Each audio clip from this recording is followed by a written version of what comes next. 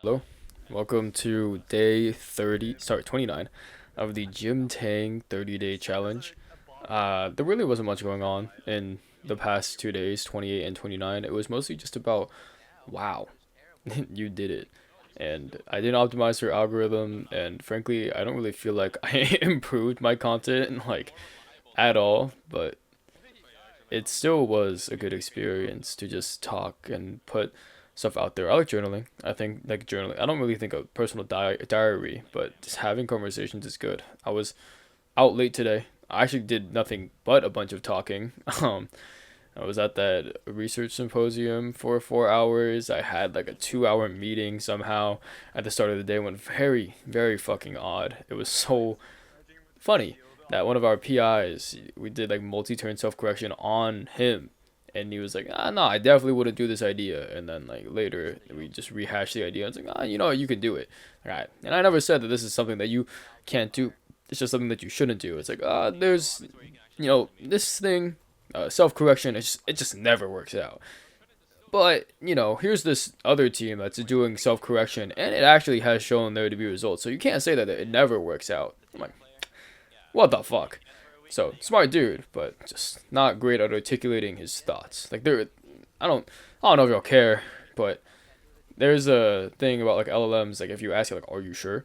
It'll change its answer, and it may or may not get more or less accurate. But there's like varied results based on how you prompt it on what that accuracy might entail, and there are ways, and it only gets more accurate. There are also ways in which you can just feed it lies, and it'll hallucinate on its training data and be like, oh nah, it's this. Like Gemini is a good example of like a hard ass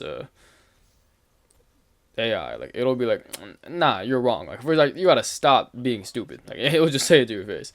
So things to think about. But bottom line is, it's just if you want something to learn new information, like ICO and context learning works, but trying to only do in context learning, like you try to give it more information, and if it doesn't have long-term memory, it's just gonna forget, and then it's just not gonna learn anything, and it might just make an inference and have a bias towards its training data and just give you fake statistics rather than just web scraping and finding something which is like true and out there. So you have to be very deliberate about actually asking for citations and asking where pieces of information come from, especially if that information is exclusive. Like sometimes there's research out there and the LLM will know about the research that is impending, and it'll draw conclusions from the research that just isn't released publicly yet, and it'll have special access to research data like the symposium before the research paper actually comes out, and trying to explain that there is this research out there which you don't know about and that the majority of the world doesn't know about, but you draw inferences from, is pretty bad. And it's just something to think about. But yeah. Anyways, there was that, and like actually like talking and networking with people. I honestly didn't really meet anyone in particular. It was more just like eavesdropping on conversations. Unfortunately, I learned a lot about the blockchain today and how you need much lower latency for these crypto transactions because the average holder is like less than 30 seconds, I think. Sorry, less than 60 seconds.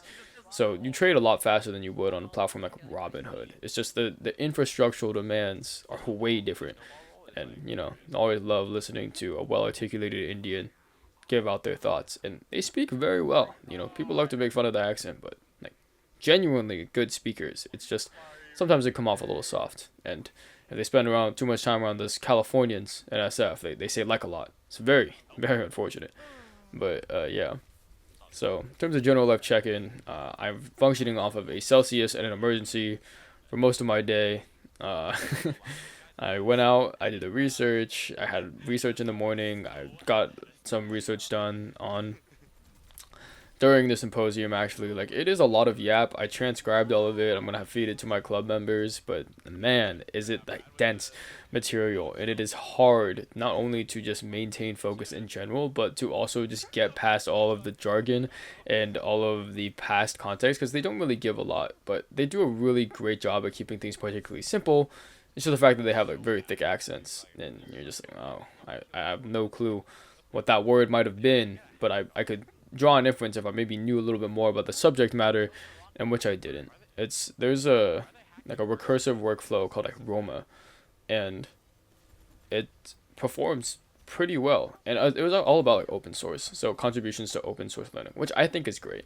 All right, let's lower the barrier into machine learning, and let's make our research public, and let's make it so as many people as possible can benefit from information, because that's how the internet was designed to be. And AI is just a medium to give out information in a more natural way. Like, we like teachers, we like when somebody is an expert on something and can understand the context that we tell them. And browsing has historically just been about matching up keywords for a while, and now actually being able to develop context windows around something and being able to push the users beyond like very consistent metrics like how many times a page gets referenced. Now we can have that bias for research papers too. But yeah, it is very cool to see that there is this feedback loop of people.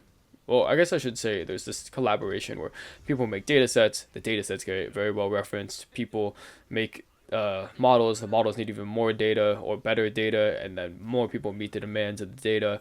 And it's just this big collaborative effort within the machine learning community, AI space, and it's all blowing up. And a lot of the research is being done for cheap and for the love of the game and open source, and it's very cool to see. Of course, there's the monetization of, oh, okay, I made Claude and it works really well, and then I put it out into the universe that, oh wow, there was this new SWE benchmark, and then yeah, Claude didn't do that good on it, and then Claude does really good on it. You know, just tale as old as time. The state of the art is just where all the money is. Yeah, how did I get here? I went to play pickleball after the symposium.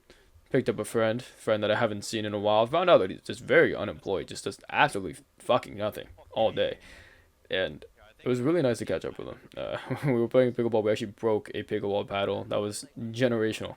Just really putting on a performance for all the people out there. And we went to Target, and I'm like, screw this. I'm not getting a wooden paddle. I'm going to get a plastic paddle that could withstand my monkey strength. Or maybe my terrible technique. I really just don't know. But then I just went and got Mexican and then talked with him in my backyard for like 2 hours. And Target run too, but Target food and backyard was like a 2 hour span. They didn't drop him off until like 12.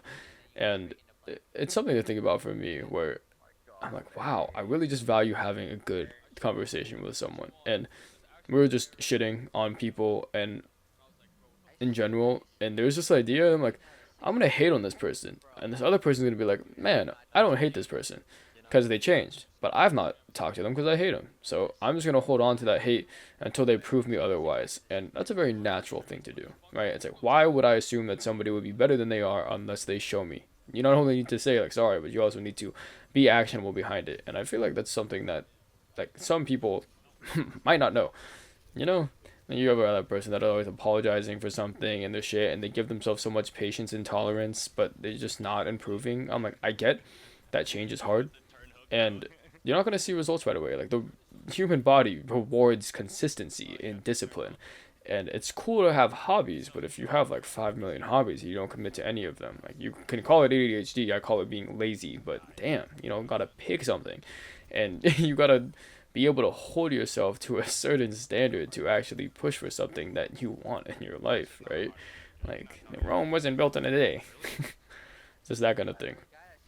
So, think about that sometimes, where I'm like, it's not enough to say sorry, you also need to take action. It's not enough to just say that someone's a better person. Like, I need to see it for myself. And it's like, oh, why do they have to prove themselves to me? Like, they don't, but I don't like you, and I'm not going to change my view on that unless, like, something changes, and I see that change.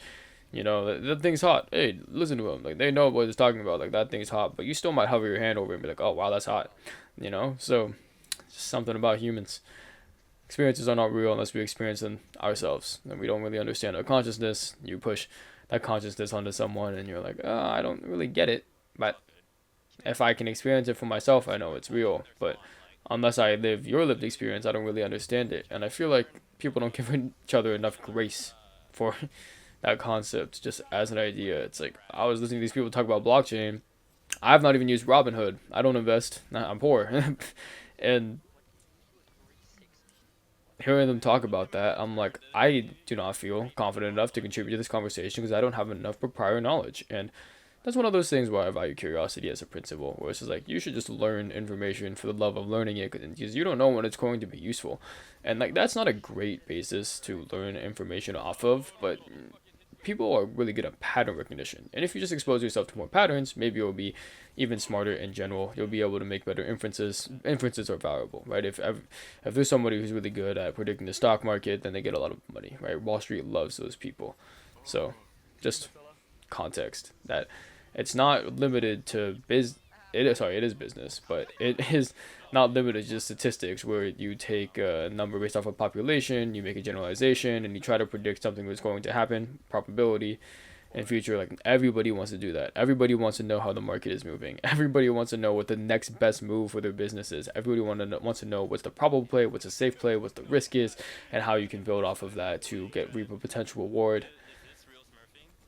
Trying to actually understand the future is just the love of the game, and that's how it is.